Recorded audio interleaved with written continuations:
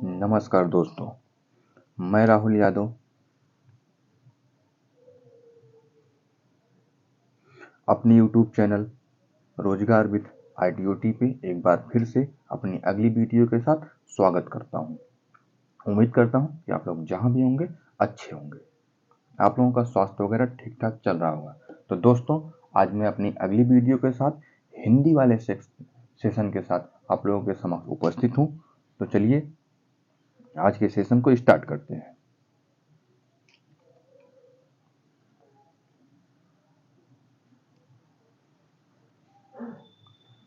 ये रहा हमारा पैराग्राफ, उसके नीचे है 5 क्वेश्चन। तो आइए पहले क्वेश्चन को पढ़ते हैं, उसके ऑप्शन को देखेंगे, फिर उसे चल के पैराग्राफ से जोड़ेंगे। पहला क्वेश्चन,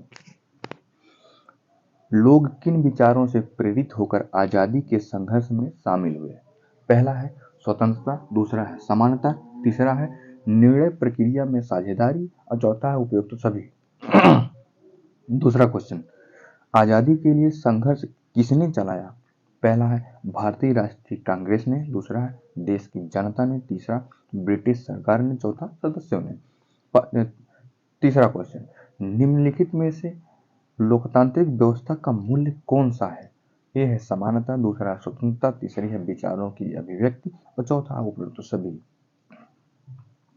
चौथा क्वेश्चन, आंदोलन का असर क्या पड़ा? पहला, ब्रिटिश शासक चले गए, सरकार की खुलकर आलोचना होने लगी, सी लोगों को हिस्सेदारी मिल गई, डी लोकतंत्र स्थापित हो गया। पांचवा, कांग्रेस की मांग क्या थी? पहला है भारतीय पुरजोर विरोध करें, बी विधायिका में चुने हुए सदस्य हों, सी अंग्रेजों भारत छोड़ो, डी आजादी दो। ये तो हो गया हमारा क्वेश्चन पढ़ लेने से हमें ये तो कम से कम पता चल जाता है कि क्वेश्चन जो हम पैराग्राफ से ढूंढे वो कौन सा मिलने वाला है। मतलब हम पैराग्राफ एक बार की क्वेश्चन देख लेते हैं, तो पैराग्राफ में जब हम पढ़ते हैं तो वहाँ से हमें क्वेश्चन लगता है कि हाँ ये क्वेश्चन अभी तो हमने पढ़ा, ये क्वेश्चन तो अभी हमने पढ़ा। ये चीज होती है क्वेश्चन पहले देखने का। अब आइए पैराग्राफ को देखते हैं और फिर उसके बाद इसमें अपने आंसर को ढूंढेंगे। पैराग्राफ क्या कह रहा है? भारत 15 अगस्त 1947 को आजाद हुआ। इस आजादी के लिए पूरे देश की जनता ने एक लंबा और मुश्किल संघर्ष चलाया था। यहाँ पे क्या है? पहला क्वेश्चन आप लोग पढ़िए। दूसरा क्वेश्चन में लिखा है आजादी के लिए संघर्ष किसने चलाया? तो यहीं पे भी ऊपर आप लोगों को दिखा होगा। यहाँ देखिए, मैं जो अंडरलाइन कर रहा हूँ वही आप लोगों का, उसी में आप लोगों का आंसर है।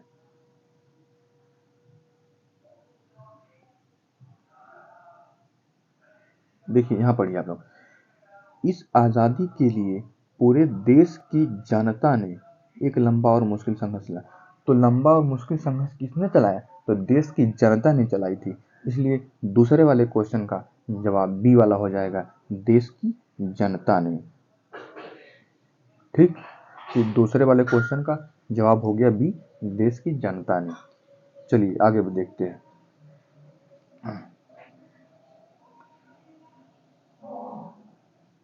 इस संघर्ष में समाज के बहुत सारे तबकों की हिस्सेदारी थी। तरह तरह की पृष्ठभूमि के लोगों ने इसमें भाग लिया। वे स्वतंत्रता, समानता और निर्णय प्रक्रिया में हिस्सेदारी के विचारों से प्रेरित थे। पहला क्वेश्चन पढ़िएगा। देखिए, लोग किन विचारों से प्रेरित होकर आजादी के संघर्ष में शामिल हुए? अब ये भी आप लोगों को ऊपर दिखा होगा।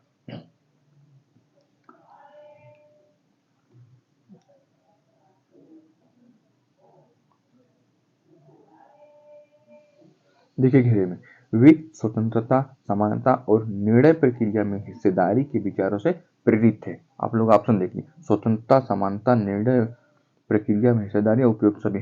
तो इसमें तीनों दिया गया, इसलिए पहले वाले का डी ऑप्शन उपयुक्त तो सभी करेक्ट हो जाएगा। तो पहले का चौथा उपयुक्त तो सही करेक्ट है। तो इस तरीके से दो क्वेश्चन हमारे हुए। आगे बढ़िए।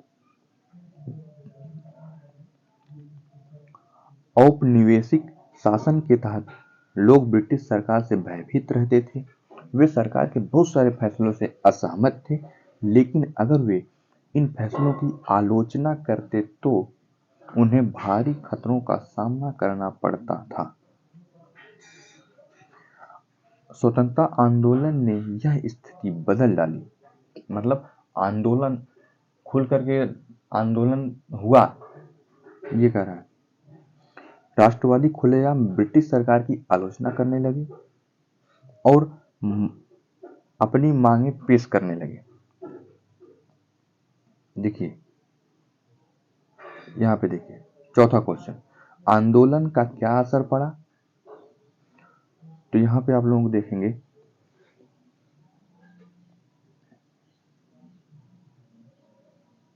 देखिए यहाँ पे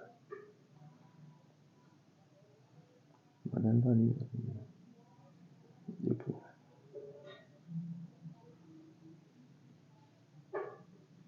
देखिए राष्ट्रवादी खुलेआम ब्रिटिश सरकार की आलोचना करने लगे और अपनी मांगे पेश करने लगे। क्या होगा? खुल करके आलोचना करने लगी। तो यहाँ पे क्वेश्चन चौथे का बी ऑप्शन है, सरकार की खुलकर आलोचना होने लगी। तो 4 का बी वाला ऑप्शन करेक्ट है, सरकार की खुलकर आलोचना होने लगी। तो इस तरीके चौथा वाला क्वेश्चन हो गया हमारा। अब देखिए पहला, दूसरा, चौथा हो गया, तीसरा और पांचवा और बची है आलोचना करने। 1885 में ही भारतीय राष्ट्रीय कांग्रेस ने मांग की कि विधायिका में निर्वाचित सदस्य होने चाहिए और उन्हें बजट पर चर्चा करने और प्रश्न पूछने का अधिकार मिलना चाहिए। पांचवा क्वेश्चन पढ़िए आप लोग, कांग्रेस की मांग क्या थी? तो कांग्रेस की मांग यही थी कि विधायिका में चुने हुए सदस्य होने चाहिए ऑप्शन के हिसाब से।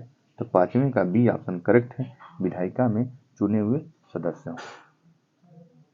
तो पांचवें का बी ऑप्शन करेक्ट हो गया। चलिए एक क्वेश्चन और बचिए, तीसरा। 1909 में बने गवर्नमेंट ऑफ इंडिया एक्ट ने कुछ हद तक निर्वाचित प्रतिनिधित्व की व्यवस्था को मंजूरी दी थी।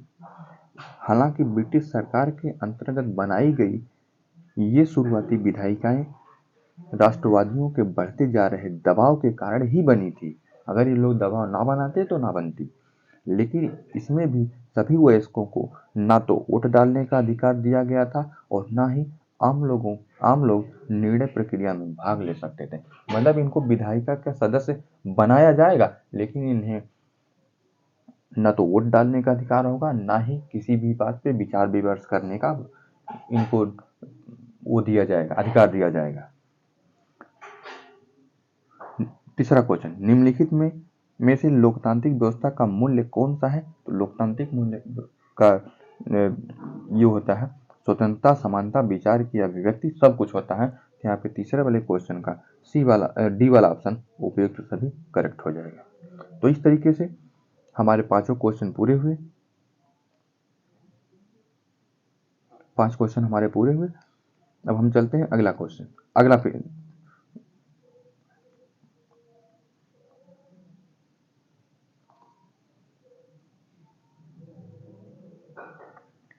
दूसरे पैराग्राफ का पहला क्वेश्चन पढ़िएगा।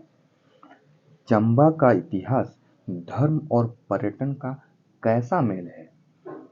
ए मन को हरने वाला, बी दर्द देने वाला, सी नापसंद करने वाला, डी ठीक ठाक। दूसरा क्वेश्चन, डॉक्टर बोगल ने चंबा को अचंभा कब कहा? ए वहां से आने के बाद, बी अनुभव के बाद, सी किसी से सुनने के बाद, डी देखने के बाद। तीसरा क्वेश्चन, चंबा को सौभाग्यशाली क्यों कहा गया? ए राजा के कारण, बी प्रजा के कारण, सी स्थिति के कारण, डी परिस्थिति के कारण। चौथा, चंबा की किस शैली ने अपनी पहचान बनाई? पहला सिलाई, दूसरी खेती, तीसरी कलम शैली, चौथा बागवानी। पांचवा, वशीकृत शब्द का समानार्थी शब्द अनुच्छेद में से पहचानिए। ए ख्याति, बी मंत्रमुग्ध, सी उल्लेखनीय और डी सैलानियों। ये हमारे 5 क्वेश्चन हो गए, उसके ऑप्शन भी हमने देख लिए। अब हम चलते हैं पैराग्राफ पढ़ने। पैराग्राफ में लिखा है, पारखी डॉक्टर बोगल ने यूं ही चंबा को अचंभा नहीं कह डाला था, और उनमें सैलानी भी इस नगरी में यूं ही नहीं खींचे चले आते। चंबा की वादियों में ऐसा कोई सम्मोहन जरूर है जो सैलानियों को मंत्रमुग्ध कर देती है। 5वां क्वेश्चन पढ़िएगा, वशीकृत शब्द का समानार्थी शब्द अनुच्छेद में से पहचानिए। तो वशीकृत का मतलब होता है मंत्रमुग्ध कर देना, तो 5वें का बी ऑप्शन करेक्ट हो जाएगा। चलिए आगे देखते हैं। और वे बार बार यहाँ दस्तक देने चले आते हैं। जहाँ मंदिर में उठती स्वर लहरियां परिवेश को आध्यात्मिक बनाती हैं, वहीं रावी नदी की मस्त रवानगी और पहाड़ों से आती शीतल हवा के झोंकों से सैलानियों को ताजगी का एहसास कराते हैं। चंबा का इतिहास कला, धर्म और पर्यटन की मनोहरी मेल है। पहला क्वेश्चन, चंबा का इतिहास, धर्म और पर्यटन का कैसा मेल है? तो मनोहरी मेल है। अभी अभी हमने ऊपर यहाँ पे आप लोगों को ये देखिए, चंबा का इतिहास, धर्म और का कैसा मेल है। देखिए, चंबा का इतिहास कला, धर्म और पर्यटन के मनोहरी मेल है। मनोहरी का मतलब होता है मन को हरने वाला, तो पहले का ऑप्शन हो जाएगा ए, मन को हरने वाला। तो पहले का ए ऑप्शन मन को हरने वाला करेक्ट हो गया। चलिए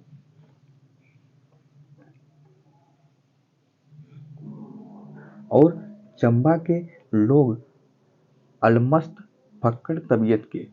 चंबा की पहाड़ियों को ज्यों-ज्यों हम पार करते हैं, आश्चर्यों के कई वर्ग सामने खुलते चले जाते हैं। प्रकृति अपने दिव्य सौंदर्य की झलक दिखलाती है। चंबा के सौंदर्य को आत्मसात करने के बाद ही डॉक्टर बोगल ने इसे अचंभा कहा होगा। दूसरा क्वेश्चन पढ़िए, डॉक्टर बोगल ने चंबा को अचंभा कब कहा? तो कब कहा, यहाँ पे देखिए, चंबा के सौंदर्य को आत्मसात करने के बाद ही डॉक्टर बोगल ने इसे अचंभा कहा होगा। दूसरा क्वेश्चन, चंबा को अचंभा कब कहा? तो यहाँ पे हो जाएगा अनुभव के बाद। आत्मसात करने के बाद मतलब अनुभव के बाद। ये हो गया बी ऑप्शन करेक्ट हो जाएगा। डॉक्टर बोगल ने चंबा को अचंभा कब कहा? तो अनुभव के बाद कहा। तो दूसरा क्वेश्चन हमारा हो गया। चलिए, चंबा का यह सौभाग्य रहा कि उसे एक से एक बड़ा कला प्रिय, धार्मिक और जनसेवक राजा मिला। तीसरा क्वेश्चन पढ़िएगा, चंबा को सौभाग्यशाली क्यों कहा गया? तो राजा के कारण कहा गया। यहाँ पे आप लोगों को दिखा होगा, जनसेवक राजा मिला, उसे एक राजा मिला, जनसेवक राजा मिला था, तो राजा के कारण ही उसे सौभाग्यशाली कहा गया था। तो तीसरा वाला क्वेश्चन हो गया। अब चलिए, इन राजाओं के काल में न सिर्फ यहाँ की लोक कलाएं फूल पत्ती, अपितु इनकी ख्याति चंबा की सीमाओं को पार करके पूरे भारत में फैली। इन कलाप्रिय नरेशों में राजश्री सिंह 1844, राजा राम सिंह 1873 व राजा भूरी सिंह 1904 के नाम विशेष रूप से उल्लेखनीय है। वास्तुकला हो या भित्ति चित्रकला, मूर्तिकला हो या काष्ठकला, जितना प्रोत्साहन इन्हें चंबा में मिला, शायद ही अन्यत्र कहीं मिला हो। चंबा की कलम शैली ने खास अपनी पहचान बनाई है।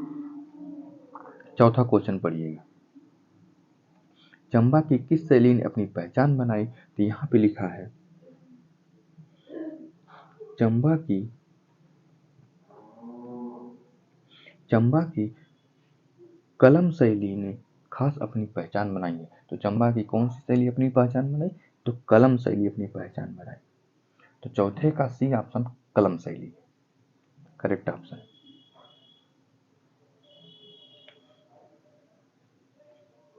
किसी घाटी की ऊंचाई पर खड़े होकर देखें तो समूचा चंबा शहर भी किसी अनूठी कलाकृति जैसा ही लगता है। तो इस तरीके से हमने क्वेश्चन भी देखे, पैराग्राफ भी पढ़ लिए और हमारा पहला वाला क्वेश्चन भी हो गया जिसका ऑप्शन था मन को हरने वाला। इसका ऑप्शन क्या था? पहले का मन को हरने वाला था, दूसरा का ऑप्शन था अनुभव के बाद, और तीसरा वाला क्या था? राजा के कारण उसको सौभाग्यशाली में। और ये चंपा की कैसे पहचान मिली? थे कलम शैली से। और ये चार हो गए हमारे। और फिर उसके बाद अगला क्वेश्चन पांचवा, तो ये वशीकरण का समानार्थी क्या है? तो मंत्रमुग्ध। तो क्या हो गया ये? ठीक। तो इस तरीके से हमारे 5 क्वेश्चन पूरे हो गए। ये